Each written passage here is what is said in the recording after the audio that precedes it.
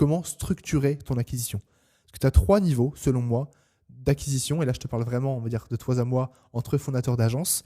Le premier, c'est le fondateur qui débute, ou du moins qui n'est pas forcément organisé, et qui veut tout faire tout seul, et qui n'a aucune idée. Donc là, j'ai mis les plus connus, les moyens d'acquisition pour une agence les plus connus. C'est quoi? Bouche à oreille, emailing, setting, ads, prospection, post LinkedIn, cold call, newsletter, SEO, partenariat, recommandation. Évidemment, tu en as plein d'autres, mais c'est quand même vraiment la structure de base de n'importe quelle acquisition d'agence en France. Un fondateur commence par là, il est perdu, mais il fait rapidement 10, 20, peut-être, on va dire qu'il fait 20 000 euros. Dès qu'il veut vraiment se structurer, là, il comprend qu'il doit déléguer. Et le problème, c'est que je vois beaucoup de clients qui, du coup, délèguent, et ça y est, ils pensent qu'ils ont absolument tout compris, c'est les boss, c'est un fondateur d'agence, et ils commencent à déléguer.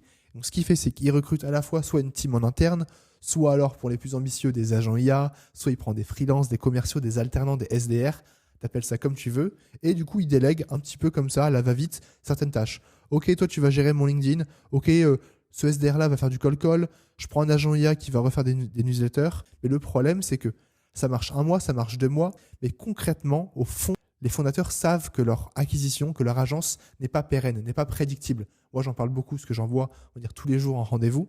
Ils ont beau faire des chiffres parfois extraordinaires, ils savent au fond que tout peut s'arrêter le mois prochain. Le jour où ça s'arrête, pendant 1 mois, ils n'ont plus d'entrée d'argent. Pendant 2 mois, ils n'ont plus d'entrée d'argent. Et ça les fait vraiment stresser. Et moi, c'est l'objectif, c'est vraiment de vous montrer comment, avec des systèmes minimalistes, j'insiste vraiment là-dessus parce qu'on n'est pas là pour créer des machines à gaz, comment pouvoir des systèmes vraiment qui sont prédictibles. Et vous êtes garanti que tous les mois, vous avez au moins un minimum de rendez-vous et de clients signés pour votre agence.